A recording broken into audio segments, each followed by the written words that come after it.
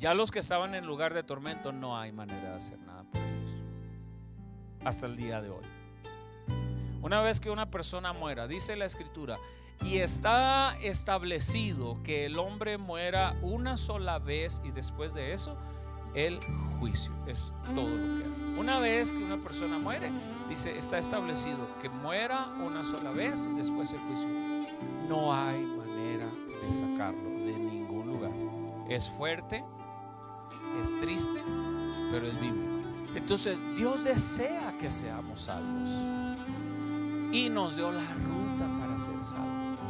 Lo único que usted y yo tenemos que hacer es lo siguiente: confiar en Jesucristo como suficiente para la salvación de mi alma. Porque dice la escritura que Dios quiere que todos seamos salvos, que todos seamos salvos y que procedamos al arrepentimiento. Pero Daniel, 600 años antes de que Roma llegara, él profetizó la caída de Babilonia, el imperio babilónico sobre Israel, luego el imperio medo-persa, el imperio griego con Alejandro Magno, y por último profetizó el imperio de los romanos.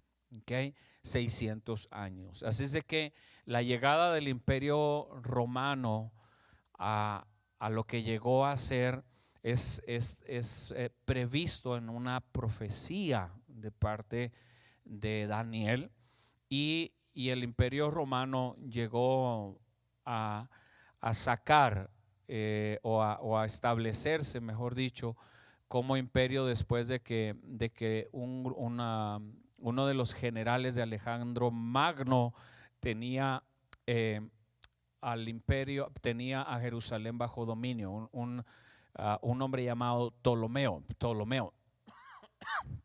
Entonces Roma llega y se establece, y entonces es así como cuando Jesús va a nacer, ya Roma está bajo el dominio del pueblo de Israel, y no nada más del pueblo de Israel. Cuando uno mira el mapa del imperio romano, usted se va a dar cuenta que desde Roma, Asia Menor, Siria, Israel, Egipto, estoy yendo en las manecillas del reloj alrededor del imperio romano, del mar Mediterráneo. Repito, Roma, la zona de Acaya, Asia Menor, Siria, el área de Israel, Egipto, ya en el norte de África, Cartago, todo lo que es el norte de África, España, Francia, hasta que se cierra el círculo otra vez, así de poderoso era el imperio romano.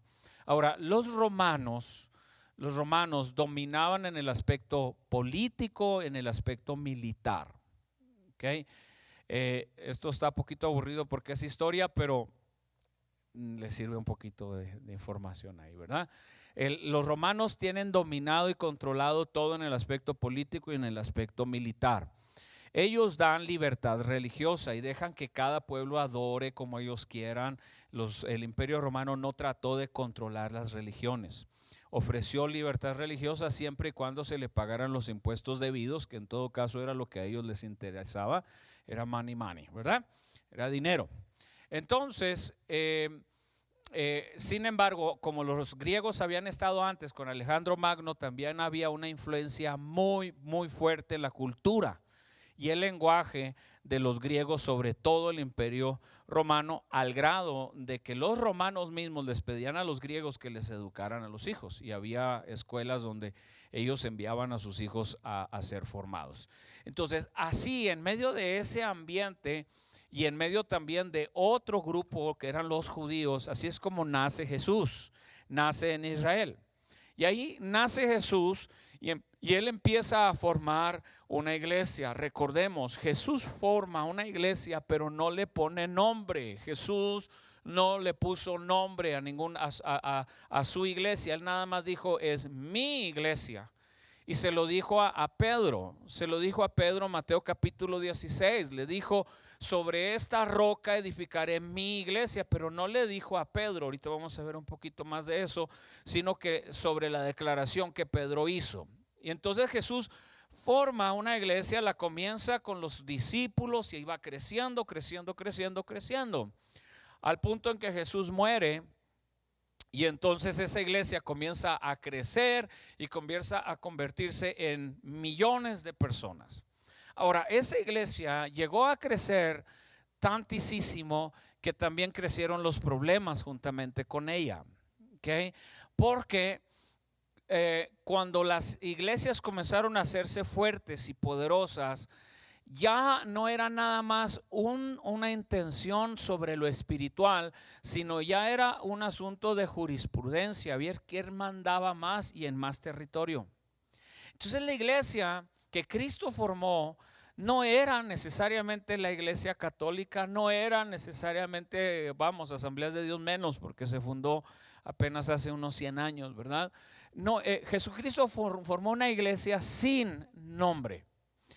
Pero esa iglesia empezó a corromperse, porque conforme fue creciendo, empezaron a sobresalir líderes de la iglesia, empezaron ciertos personajes a ser muy importantes.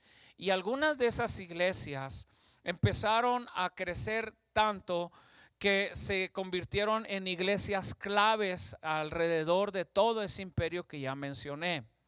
Y aunque había varias, le voy a mencionar nada más algunas de ellas. La iglesia en Roma, que no se sabe quién la plantó.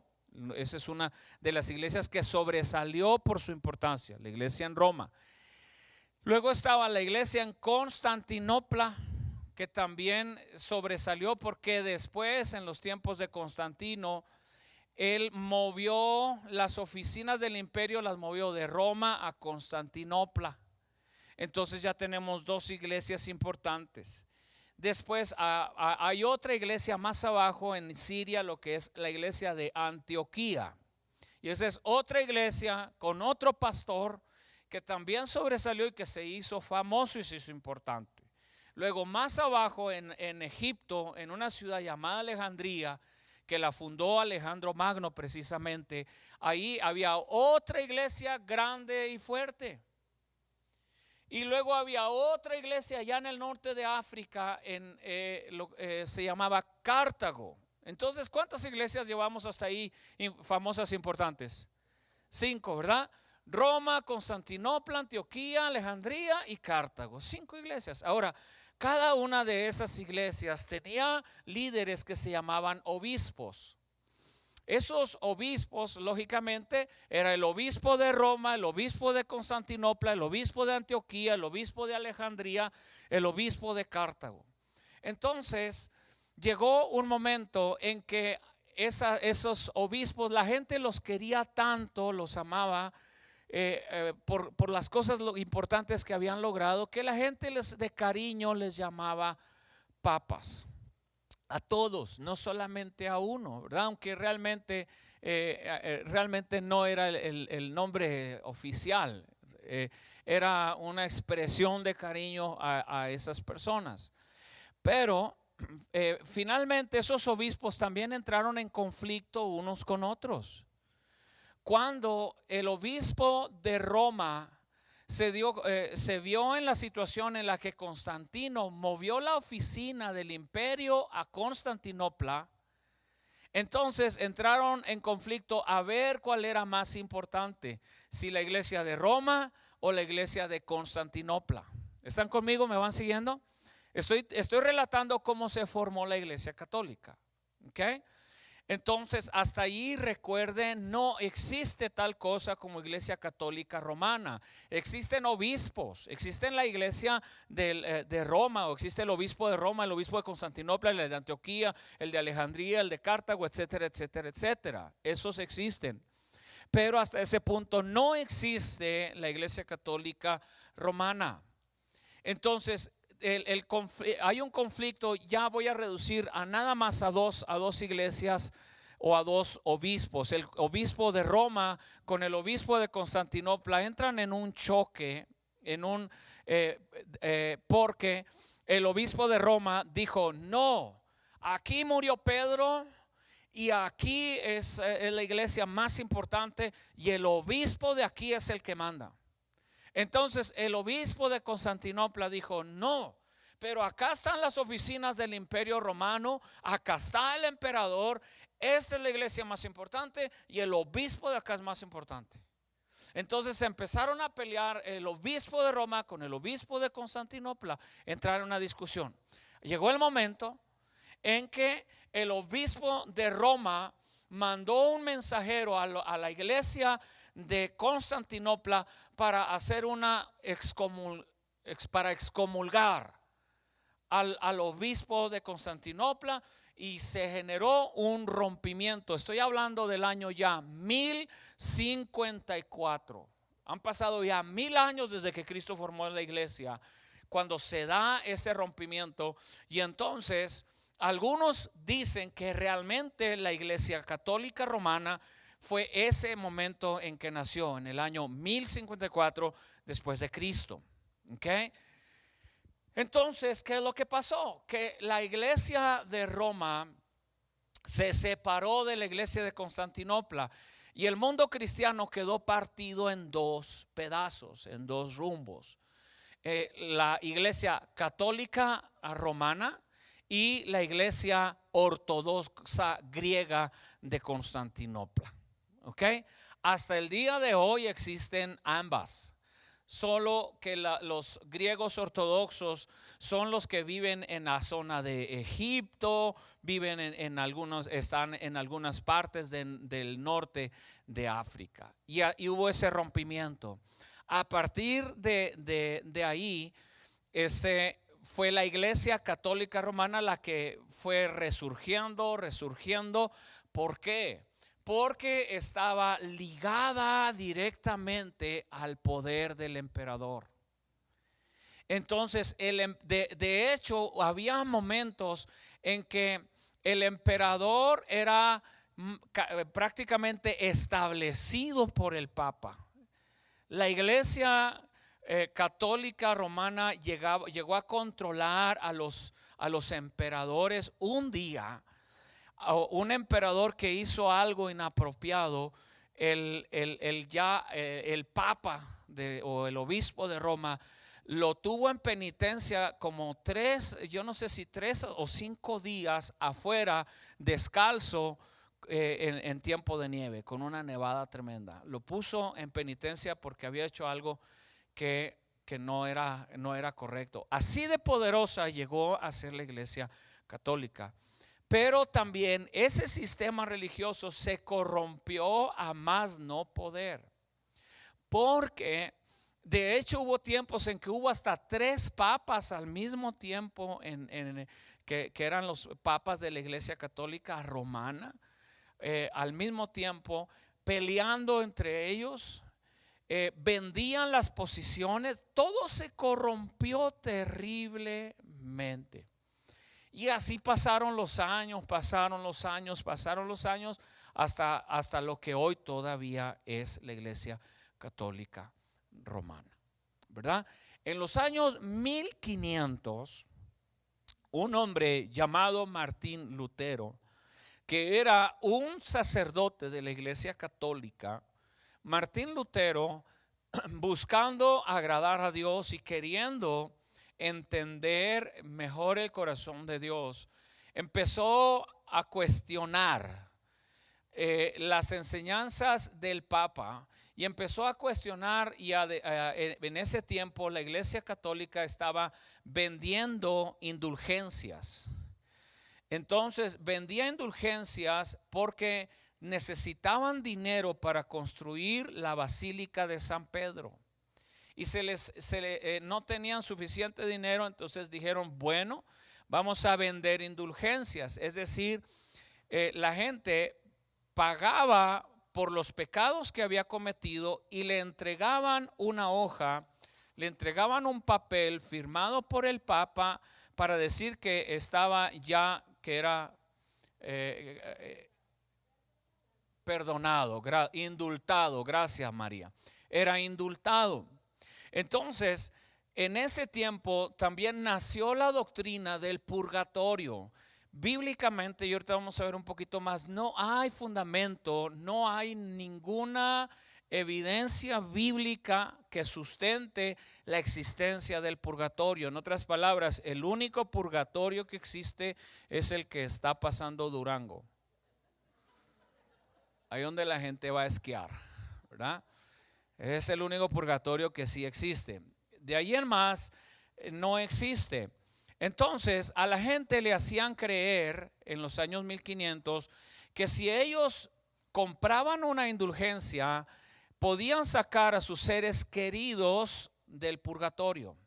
Y le decían: en el momento en que cae tu moneda en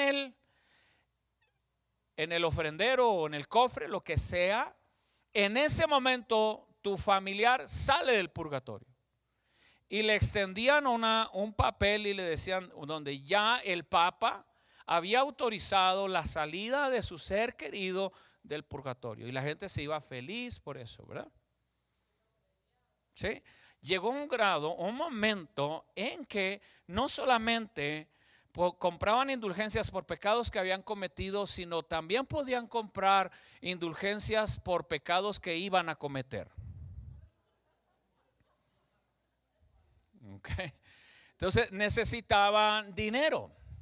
Y la mejor manera fue lucrar con la fe de las personas. ¿Quién no quiere sacar a una persona del sufrimiento? A un ser querido, a mamá, a un hermano, a papá. ¿Quién no? Entonces la gente se dejó llevar por eso y así fue la venta de indulgencias. ¿Sí?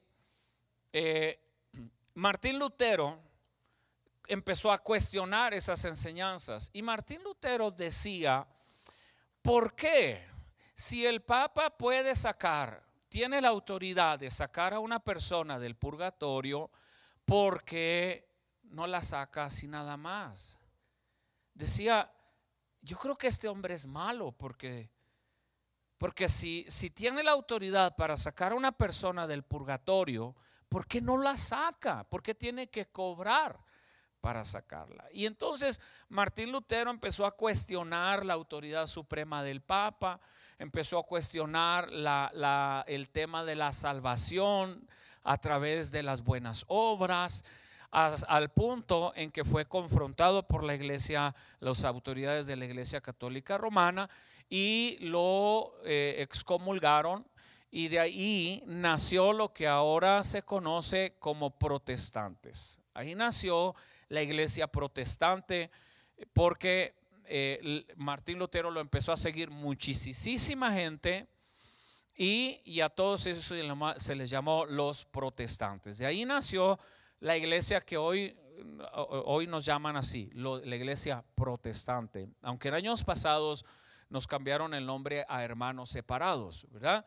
Pero así es como nació desde Martín Lutero, y desde ahí nacieron las diferentes denominaciones cristianas que usted y yo conocemos, como la iglesia bautista, la iglesia metodista, la iglesia pentecostal, que somos nosotros, la iglesia luterana, toma el nombre de Martín Lutero, así es como nació, y así llegamos hasta este punto. Ahora, ¿cuál es doctrinalmente hablando la diferencia entre la doctrina de la Iglesia Católica Romana y la Biblia? No quiero decir la iglesia cristiana, sino realmente una comparación con lo que la Biblia dice. ¿Están listos?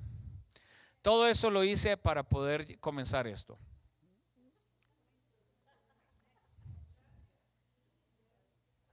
¿Sí? Ok. So, vamos por favor a la Biblia, El Pescador, a las hojas azules, donde estamos estudiando estamos estudiando apologética y estamos tratando diferentes temas. Y hoy nos tocó catolicismo. Yo creo que nada más esta semana y la otra voy a tratar el tema de catolicismo, y luego ya nos movemos a las demás. No voy a ir uno por uno, porque hay muchas religiones que vienen ahí que pues usted ni siquiera las conoce, ni yo. ¿verdad? Entonces nomás voy a tratar una comparación de doctrinas como mormones, testigos de Jehová, en este caso catolicismo, y quizás toque hinduismo, que tiene mucho parecido, ¿verdad? Es decir, siempre olvido el otro, ¿cómo se llamaba? El budismo nació en medio del hinduismo, pero eso ya lo vimos. Entonces voy a tratar de nada más de tocar las temáticas de cosas que son relevantes para nosotros. Amén. Porque si les hablo de los Hare Krishna, pues no, aquí no hay nada, ¿no? ¿Verdad? Ok. So vamos a ver. Ya está el contexto histórico de la Iglesia Católica. Sí. Ahora, ¿cuáles son las doctrinas que la Iglesia Católica impulsa que nos hacen diferente o que realmente no son bíblicas y se crea un contraste con lo que la Biblia dice? La primera es acerca de la infalibilidad del Papa. ¿Qué quiere decir eso? Que la Iglesia Católica hasta el día de hoy enseña y dice que el Papa nunca se equivoca ni dice nada incorrecto.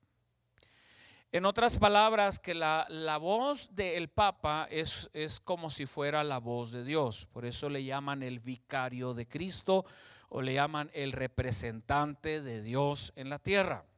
¿Sí?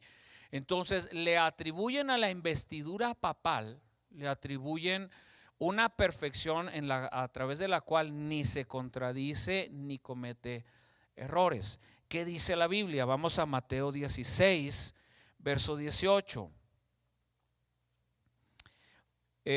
Por supuesto, la Iglesia Católica dice que Pedro fue el primer papa. La verdad es que no es así.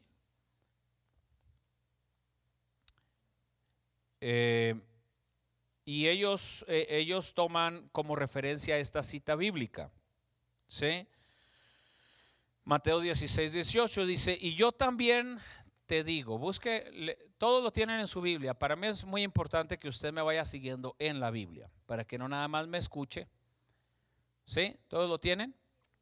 Mateo 16, 18. Y yo también te digo que tú eres Pedro, y sobre esta roca edificaré mi iglesia, y las puertas del Hades no prevalecerán contra ella. Ahora, a primera instancia parece que Jesús le está diciendo a Pedro que él va a formar a su iglesia en él, ¿verdad? Pero veamos, vamos a la parte de apologética abajo, en el 16, 18. Y ahí viene una explicación muy interesante. En el segundo renglón dice: Pedro es Petro en griego, ¿verdad? Pedro en griego es Petro, que significa piedra pequeña.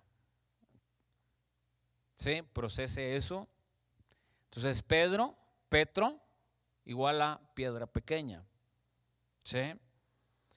Y sobre esta peña, pero aquí Jesús usa otra palabra. ¿Sí? Y sobre esta peña, refiriéndose a la confesión de Pedro, edificaré mi iglesia. ¿Sí? Sobre esta Petra, no Petra de la señora chismosa del pueblo, sino Petra griega, en el griego, ¿verdad? Sobre esta piedra, es decir, tú eres una piedra pequeña, pero sobre esta piedrota. ¿Cuál piedrota? ¿Cuál peña grande? La declaración de Pedro. La declaración que acaba de hacer anteriormente, que Pedro le dijo: tú eres el Cristo, el Hijo del Dios viviente. Y Jesús le dice: bienaventurado eres, Pedro, porque no te lo reveló ni sangre ni carne, sino mi Padre que está en los cielos. Y entonces le dice: y sobre esto que acabas de decir, es decir, sobre tu declaración de que yo soy el Cristo, el Hijo del Dios viviente, sobre esa declaración voy a formar mi iglesia. En otras palabras, la iglesia no fue fundada sobre la persona de Pedro, sino sobre la persona de Jesucristo. Por eso es que hay un error al decir que Pedro fue el primer papa. En primer lugar, la iglesia en Roma no se sabe, la iglesia cristiana en Roma no se sabe quién la formó, quién la plantó. No fue Pablo, porque cuando Pablo llegó a Roma por primera vez, ya había cristianos ahí. Ya había cristianos ahí. Entonces, Pedro no la fundó, porque Pedro estaba en Jerusalén cuando la iglesia en Roma ya existía. Pedro estaba predicando a los judíos en Jerusalén. Vamos a Hechos 28, 21. Y esta cita bíblica de Hechos es cuando ya Pablo, no Pedro, pero Pablo llegó a Roma y ya había una iglesia en Roma. Ya existía. Entonces, Pablo les va a hacer a ellos 28, 21.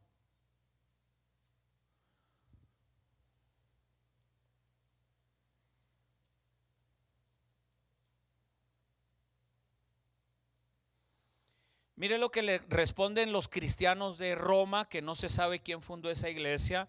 Le responden a Pablo. Entonces ellos le dijeron: nosotros ni hemos recibido de Judea cartas acerca de ti, es decir, acerca de Pablo. Mire, ni ha venido alguno de los hermanos que haya denunciado o hablado mal de ti. A Roma no había ido nadie todavía.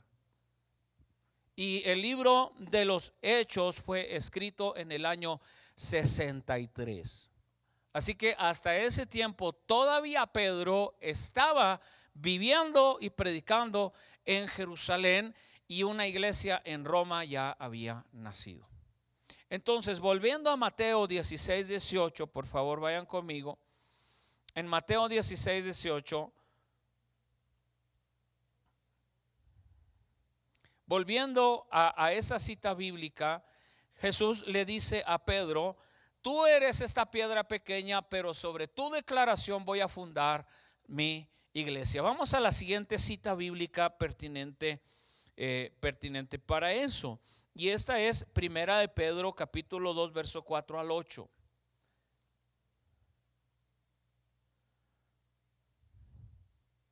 Primera de Pedro, ¿qué? 2, 4 al 8. Ya a esta hora mi memoria no trabaja muy bien.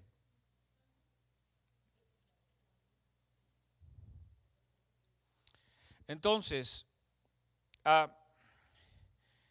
dice: acercándoos a él, piedra viva, desechada ciertamente por los hombres, mas para Dios escogida y preciosa. Vosotros también, como piedras vivas, sed edificados como casa espiritual y sacerdocio santo, para ofrecer sacrificios espirituales aceptables a Dios por medio de Jesucristo, por lo cual también contiene la escritura: he aquí pongo en Sión, escuche, la principal piedra del ángulo, escogida y preciosa, y el que creyere en él no será avergonzado. Para vosotros pues, los que creéis, él es precioso, pero para los que no creen, la piedra que los edificadores desecharon ha venido a ser la cabeza del ángulo, y piedra de tropiezo y roca que hace caer, porque tropiezan en la palabra siendo desobedientes, lo cual fueron también destinados. Vamos a la parte de apologética, en la parte de abajo, que es en la página anterior. Apologética 2, 4 al 8. Y mire la explicación que viene ahí. Dice, Pedro comprendió que él no era la peña sobre la cual se edificaría la iglesia. Explica Pedro aquí en esta carta de Pedro que Cristo es la peña, el fundamento, y los cristianos piedras vivas edificadas sobre Jesús como su casa espiritual. Entonces, nada más, hermanos, para poder explicar un poquito, usted ya puede seguir leyendo en su casa, el por qué realmente Pedro no es considerado el primer papa bíblicamente hablando. Ni es correcto decir que la iglesia fue fundada sobre la persona de Pedro. Fue fundada sobre la declaración de Pedro: tú eres el Cristo, el Hijo del Dios viviente. Y sobre eso dijo Jesús: voy a edificar mi iglesia. Ok, siguiente, regresamos a la página 13, las hojas azules. La razón por la que le leo literalmente lo que está en las hojas azules y las notas al pie, al calce de cada una de las citas bíblicas, es porque yo quiero que usted aprenda a usar esta Biblia y aprenda a usar los recursos que vienen ahí. Amén. Y que no nada más me esté escuchando y diga: ay, qué bonito estuvo, pero no vaya a saberlo usar después. Ok, esa es la razón. Entonces vamos a la declaración número 2 acerca de las indulgencias y el sufragio. Ahora, hijo, ¿tienes el audio? Le di a Mauricio un audio para que me lo pusieran. Entonces, esta es una declaración, yo quiero que le preste atención, porque esto habla precisamente del ofrecer indulgencias, el hacer indulgencias y el hacer sufragios para sacar a los seres queridos del purgatorio, y luego vamos a ver qué dice la Biblia. Había comentado recientemente que iba a tratar de ir abordando los temas que muchos lectores han planteado como dudas sumamente interesantes y que creo que tienen un valor universal, digamos, para cualquier persona. Pero tengo que hacer una pausa a raíz de el último punto de vista, o el reciente punto de vista, no el último, en el que abordé el tema del purgatorio, porque he recibido una cantidad importante de correos electrónicos de personas que algunas de ellas dicen: ahora comprendo lo que sufren las almas en el purgatorio y qué se puede hacer por ellas, mientras que otras personas me han hablado de ampliar este tema del purgatorio y explicar todo lo que los católicos podemos hacer, porque podemos hacer muchas cosas por esas almas del purgatorio con un gran beneficio espiritual, un enorme beneficio espiritual. Y quiero referirme específicamente a las recomendaciones de un grupo de fieles laicos que se dedican a un apostolado especial de elevar las almas del purgatorio al cielo a través de las indulgencias plenarias. No voy a extenderme ahora en las indulgencias plenarias, pero como saben ustedes, las indulgencias lo que hacen es eliminar todas aquellas consecuencias del pecado que justamente tenemos que purificar en el purgatorio. Y esas indulgencias se pueden ofrecer por nosotros mismos, ¿no?, sabiendo que nos llevan a un estado de gran pureza del alma, pero sabemos que siempre las imperfecciones y los pecados veniales nos están ensuciando y necesitamos recuperarnos y volver constantemente a Dios. O esas indulgencias plenarias pueden ser ofrecidas por la salvación de las almas del purgatorio.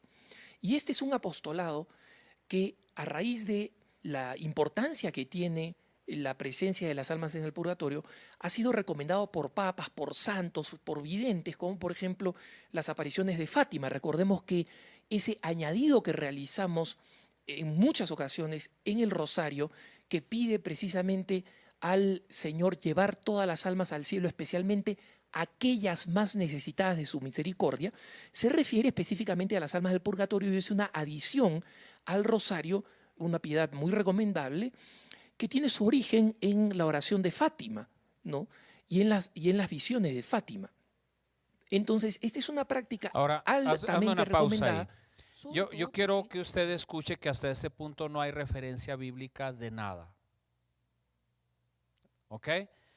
Hasta ahorita no hay ninguna justificación bíblica. Él ha hablado de que se pueden ofrecer indulgencias por pecados cometidos por ellos mismos, por nosotros mismos y por los que ya murieron. Pero hasta este punto habla de Fátima, habla de los papas, pero no hay nada, absolutamente nada de información bíblica en relación a eso. ¿Por qué? Porque el purgatorio no tiene ninguna base bíblica. Ok, sigue. Decía un amigo, no podemos ignorar que ellos constituyen un tercio de la iglesia. Un tercio, no en un sentido exacto numérico, pero hay que recordar que la iglesia tradicionalmente se presenta como la iglesia triunfante, que es la que ya está en el cielo, la de los santos, la que goza de Dios, la iglesia militante, que somos nosotros, que estamos acá todavía militando para tratar de conseguir los méritos que nos consigan el cielo, y finalmente está la iglesia purgante, que es la que está en el purgatorio, donde se están purificando. Aquí él habla de la iglesia como un tercio de la iglesia triunfante en el cielo, un tercio de la iglesia militante, que es la iglesia viva, y un tercio más de una iglesia sufriente, que son los que están en el purgatorio. Otra vez, no hay ninguna referencia bíblica y no hay ninguna base bíblica para la tercera, que es la iglesia purgante o la iglesia sufriente. ¿Sí? Un número incontable de almas. Esa iglesia también es una iglesia que cumple un papel y que la plenitud de su papel va a ser cuando se purifique de sus pecados, llegue al cielo, incremente el número de santos y en consecuencia santifique más a la iglesia. En consecuencia, la iglesia no puede ser santificada más que lo que Cristo ya la santificó. El hecho de asumir que porque salen del purgatorio y llegan a la iglesia triunfante se santifica más a la iglesia, también es incorrecto. La iglesia es santificada por lo que Jesucristo hizo por nosotros en la cruz del Calvario, ¿verdad? Somos santificados, redimidos por su sangre. Adelante. Que las almas del purgatorio pasen al cielo es una obra importantísima para toda la iglesia, pero como nos explica, por supuesto, comenzando por las mismas almas del purgatorio, pero como me explicaba este caballero que me ha explicado cómo realizan ellos este apostolado por las almas del purgatorio, es que ellos realizan todas aquellas obras que obtienen indulgencias plenarias, es decir, la purificación de las consecuencias del pecado de manera completa. La iglesia ofrece indulgencias plenarias en ocasiones extraordinarias, años santos, el año paulino, por ejemplo. Hay iglesias en nuestras diócesis que han sido asignadas para poder ganar la indulgencia plenaria, pero también se requieren algunas acciones específicas, como son la confesión y la comunión 8 días antes o después. Se requiere también y se recomienda la oración por el Papa y el deseo de ganar las indulgencias. Sin embargo, existen otras obras de caridad y de piedad que normalmente los católicos no saben que nos ganan indulgencias si nosotros las utilizamos para ese propósito. Por ejemplo, tenemos las obras de caridad de entregar los frutos de la misericordia, de las gracias por las obras buenas que hacemos por el bien de las almas del purgatorio. Pero además... Una pausa. Entonces, ahí hay una relación directa con las buenas obras para poder sacar a las almas del purgatorio. ¿Qué dice la Biblia? Por gracia sois salvos. Efesios capítulo 2. Por gracia sois salvos. Y dice, no por obras. ¿Sí? Porque por gracia sois salvos por medio de la fe. Vaya conmigo a la escritura, si quiere lo vemos rápido. Entonces, esa es una gran diferencia. una vez más, lo explico con respeto, pero lo explico con claridad. ¿Sí? Efesios capítulo 2.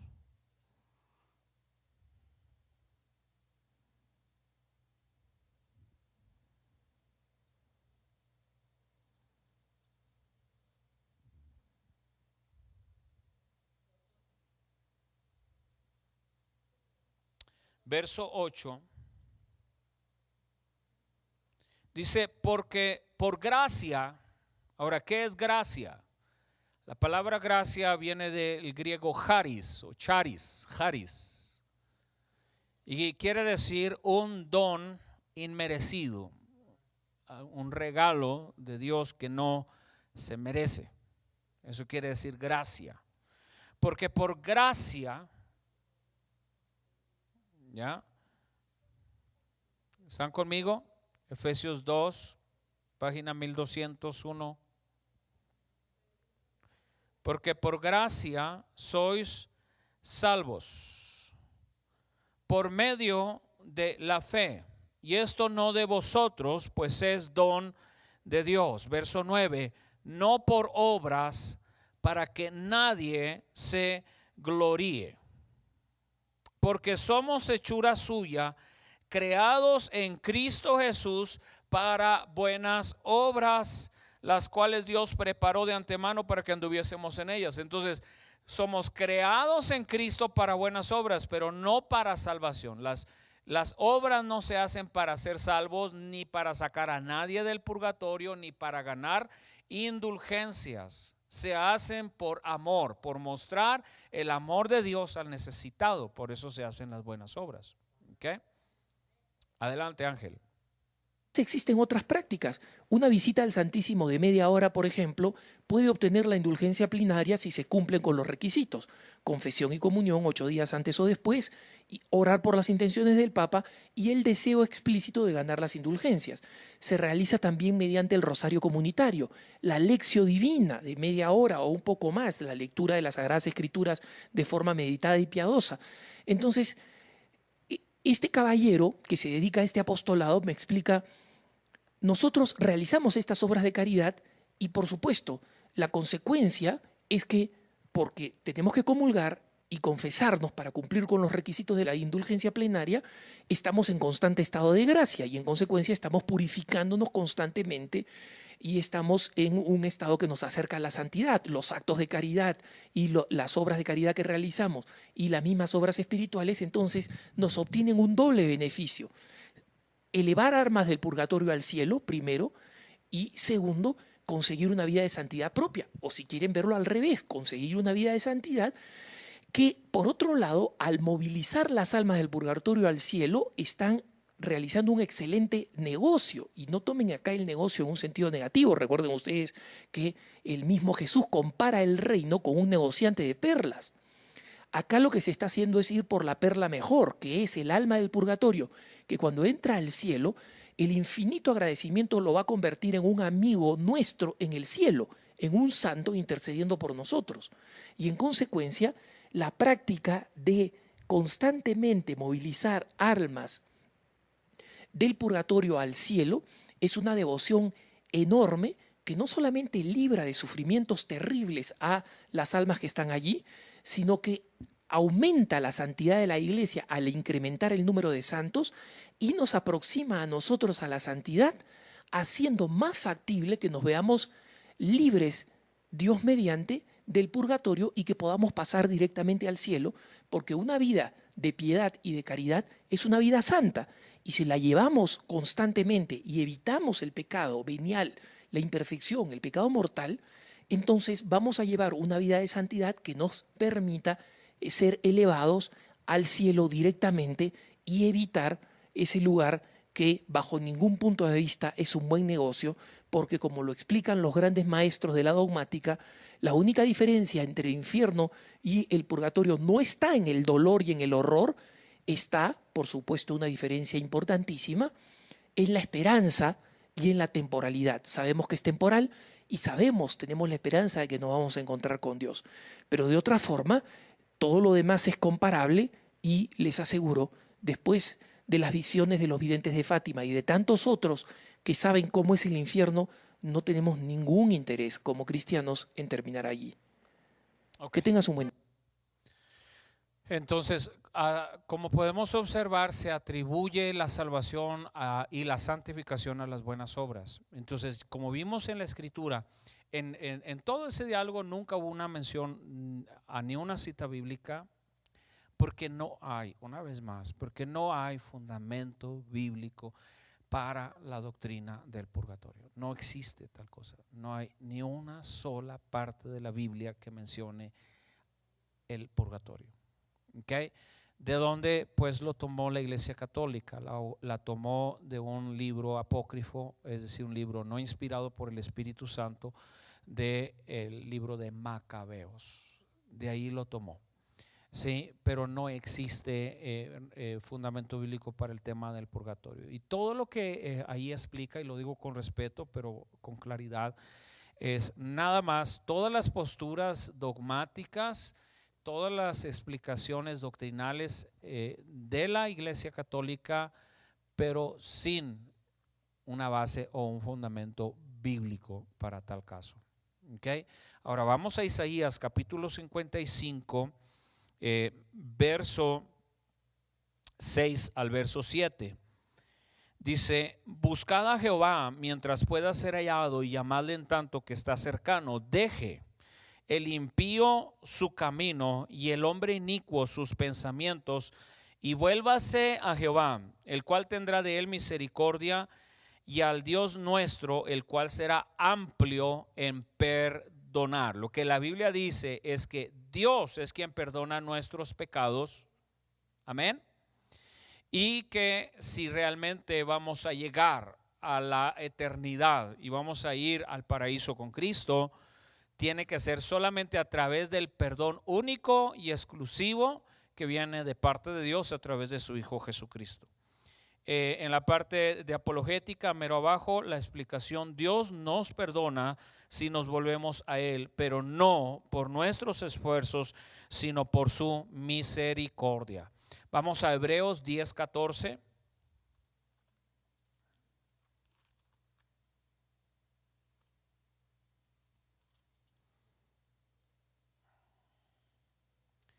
Hebreos 10:14 en el Nuevo Testamento.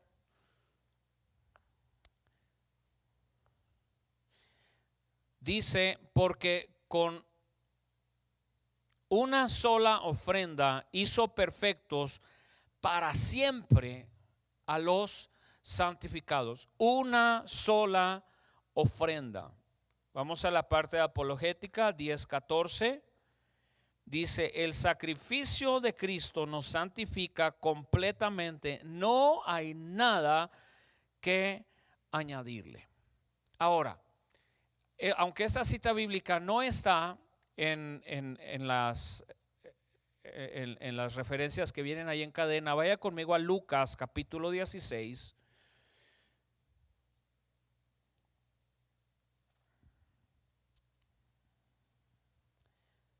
Porque ahí Jesús menciona la historia de el rico y de Lázaro. Lucas 16:19.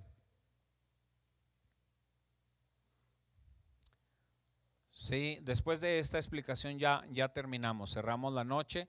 Yo creo que le voy a seguir por unas 2 o 3 semanas en estas mismas explicaciones, ¿ok? Ahora voy a dejar ahorita unos minutos para si ustedes tienen preguntas. Y dice Lucas 16:19: había un hombre rico que se vestía de púrpura y de lino fino y hacía cada día banquete con esplendidez. Había también un mendigo llamado Lázaro, que estaba echado a la puerta de aquel, lleno de llagas, y ansiaba saciarse de las migajas que caían de la mesa del rico, y aún los perros venían y le lamían las llagas. Aconteció que murió el mendigo y fue llevado por los ángeles al seno de Abraham. Mire, subrayé eso ahí, el seno de Abraham. Ahorita voy a explicar qué es eso. Y murió también el rico y fue sepultado en el Hades. Ok, subrayé la palabra Hades. Y en el Hades alzó sus ojos estando en tormentos y vio de lejos a Abraham y a Lázaro en su seno. Entonces él, dando voces, dijo: Padre Abraham, ten misericordia de mí y envía a Lázaro para que moje la punta de su dedo en agua y refresque mi lengua, porque estoy atormentado en esta llama. Pero Abraham le dijo: Hijo, acuérdate que recibiste tus bienes en tu vida y Lázaro también males, pero ahora este es consolado aquí y tú atormentado. Además de todo esto, una gran cima con S, y ahorita explico la diferencia, está puesta entre nosotros y vosotros, de manera que los que quisieren pasar de aquí a vosotros no pueden, ni de allá pasar acá. Entonces le dijo: te ruego pues, Padre, que le envíes a la casa de mi padre, porque tengo 5 hermanos, para que les testifique, a fin de que no vengan ellos también a este lugar de tormento. Y Abraham le dijo: a Moisés y a los profetas tienen, óiganlos. Hasta ahí vamos a parar. Ahora, habrá quien pueda decir, que esto es el purgatorio. Aunque no es el purgatorio, la Biblia lo llama el Hades. Y aquí hay 2 lugares. Recordemos que esto es antes de la resurrección, muerte y resurrección de Jesús. Entonces todas las almas de los muertos van a algún lugar. Antes de Jesucristo existían estos 2 lugares juntos. Y dice que había una gran cima. Cima con C es una montaña, cima con S es un hueco hacia abajo. ¿Sí? Entonces todas las almas de los que morían iban o al lugar de tormento llamado Hades. ¿Qué prefieren? ¿Hades o no sé? Iban al lugar de tormento llamado Hades, o iban al seno de Abraham. Entonces los justos que habían vivido con Dios y que habían vivido en rectitud, al morir sus almas iban al seno de Abraham. Y había una gran cima en medio de los 2 lugares, lugar de tormento llamado Hades y lo que es el seno de Abraham. ¿Sí? Entonces el relato de Jesús sobre el rico y Lázaro dice que el rico fue para acá y que el pobre fue para acá, ¿correcto? Ahora, fíjese lo que el mensaje de Abraham. Y dice: no está permitido que nadie salga del lugar de tormento. Entonces, una vez que una alma, una persona está en el lugar de tormento, no hay manera de sacarlo. Ni con indulgencias, ni con, ¿cómo se llamaban los otros?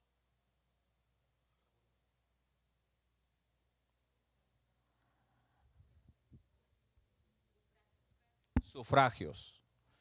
Entonces, ni con indulgencias, ni sufragios, ni indulgencias plenarias, ni firmada por el Papa, no hay manera de sacar a nadie del lugar de tormento.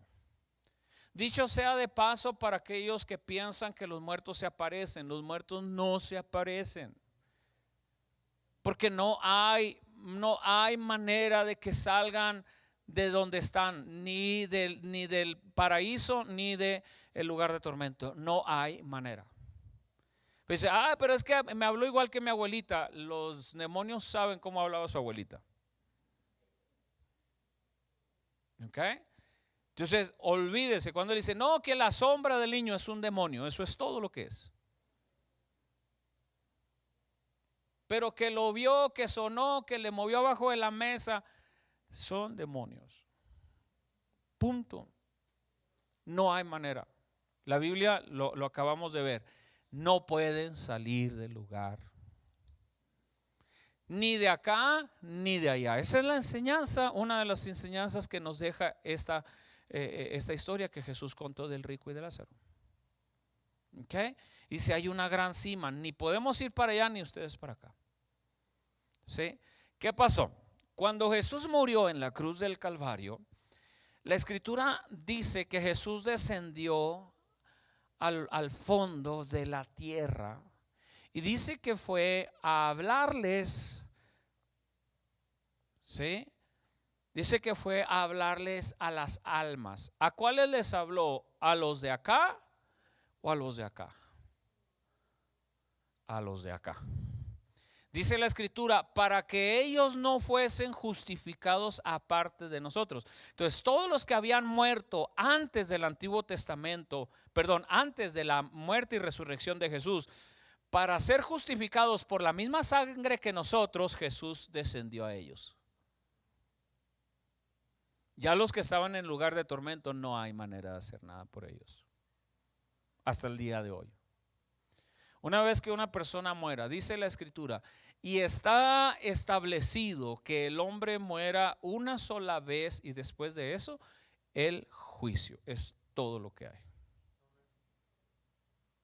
Una vez que una persona muere, dice, está establecido que muera una sola vez y después el juicio.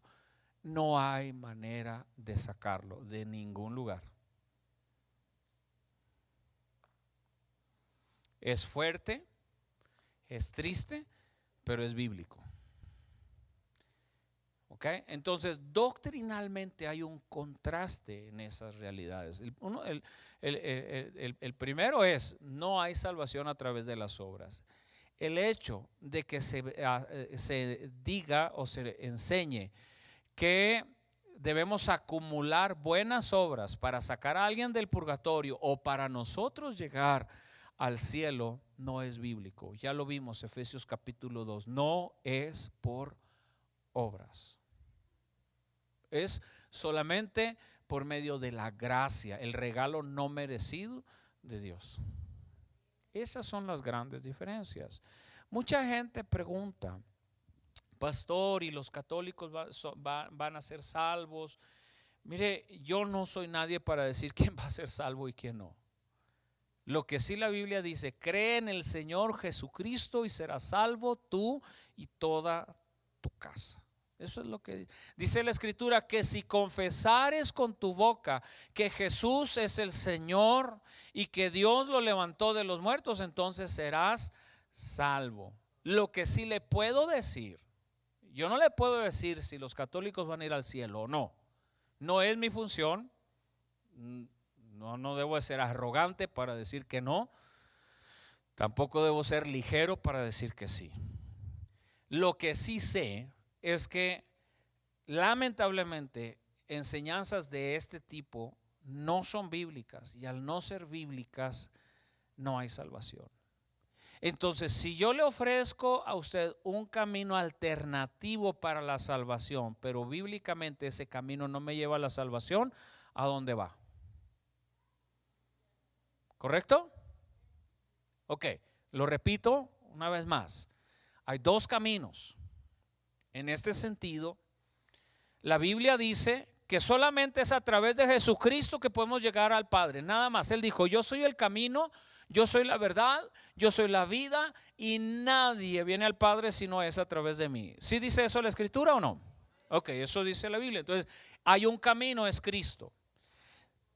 En este caso, la Iglesia Católica dice que hay otro, que a través de las obras también se puede llegar al cielo. Entonces, o este va para lo correcto, o este va para lo correcto. O este me lleva al cielo, o este me lleva al cielo. Entonces, por eso es importante ser bíblicamente correctos. Por eso es importante que nuestra fe esté puesta, esté anclada en la escritura.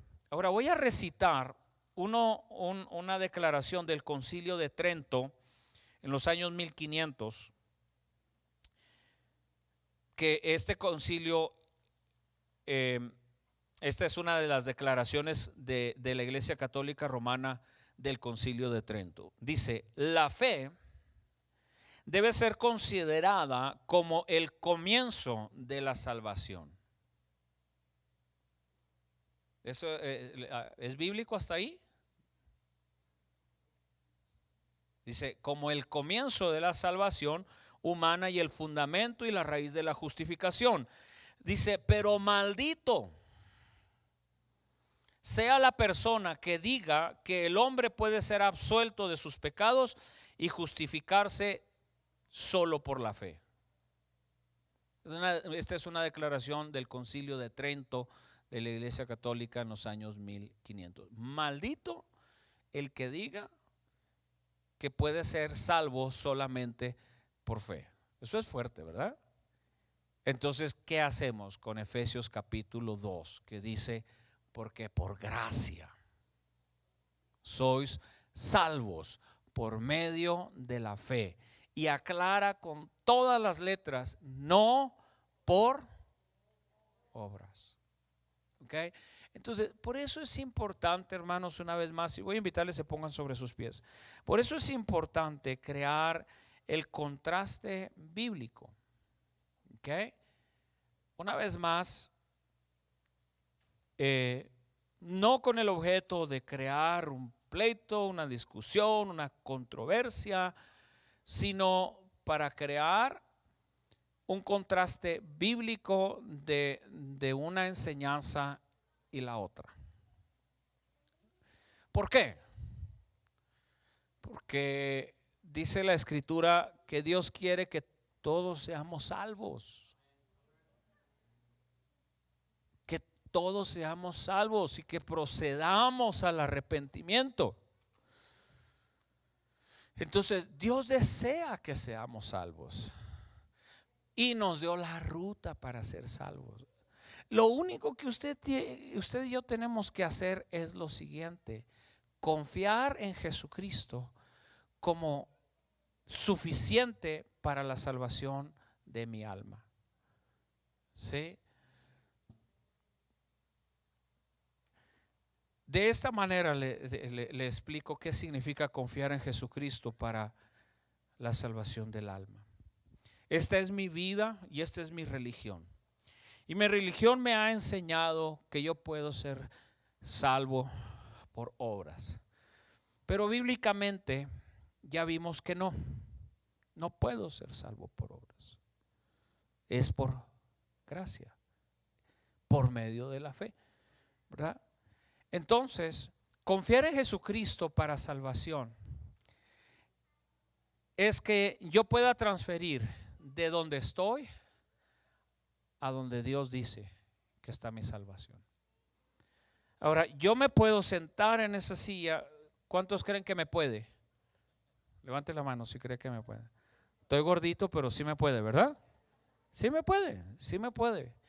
Eso es la fe salvadora. Que yo pueda moverme de donde estoy a confiar completamente en lo que la Biblia dice, que Jesucristo es el único camino, que Él es la verdad y que Él es la vida. Y que lo único que tengo que hacer es cambiarme, es moverme de mi propia fe a lo que la Biblia dice. Y una vez que yo me mueva a lo que la Biblia dice, yo ya no necesito hacer más. Ya estoy sentado en la fe bíblica para ser salvo. Desde aquí puedo hacer buenas obras, desde aquí puedo ser amable, desde aquí puedo servir a medio mundo. Pero bíblicamente es nada más moverme de donde estoy a lo que la Biblia dice.